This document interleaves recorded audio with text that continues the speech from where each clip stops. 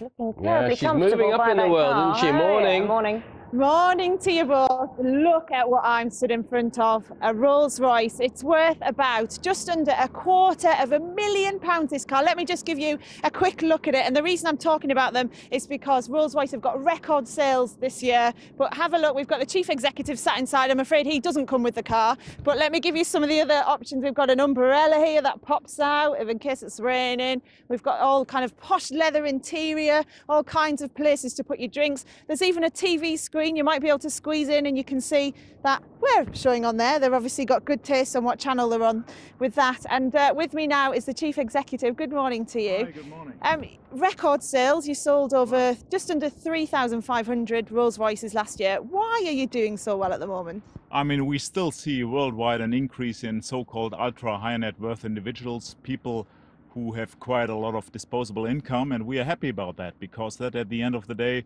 is the reason why we are selling so many cars, and 90% of our cars are exported, which is a great success story also for the British economy. They're not all sales in the UK though, obviously. Who's your biggest customer at the moment?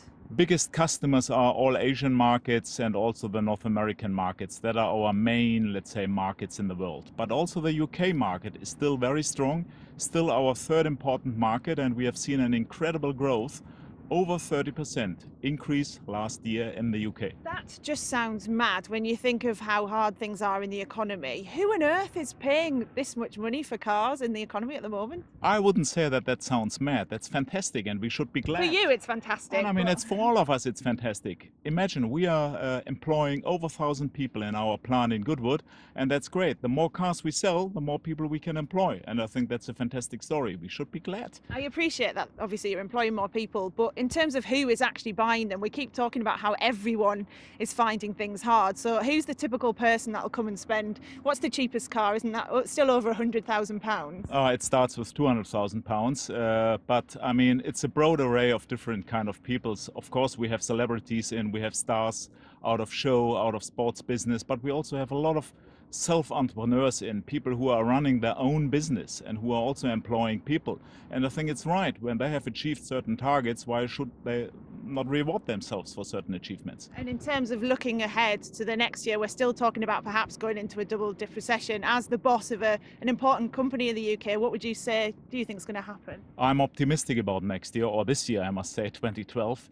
And I'm convinced that we see again a record year for Rolls-Royce motor cars. Of course, I need to be realistic, and we might see certain, let's say, dips in certain countries worldwide. But when you look, for instance, in the Asian markets, I think they will still grow over the next years to come. And also the United States is excellent. What you have seen over the last couple of months is really, let's say, encouraging. Okay, and is there any chance I can get you out of the car and have a ride myself? Yeah, sure. Come on then. I want to see, I want to prove to everyone that I am going to be getting in this car. I think this is my lucky day. I think this is the first time I've ever sat in a car as posh as this. So if you hear a loud crash a bit later on, Sean and Bill, that may well be me with a massive insurance bill for somebody. Yeah, I don't think he's going to be allowing you to actually drive the car, Steph. Sit, but no more. Oh, all it right. feels lovely. Get used to this. All right, Steph. When you can sit in your dad's car, just not go anywhere. Now, you know we like to sprinkle some stardust here on the breakfast sofa. Later this morning, we have an unmissable guest on the programme.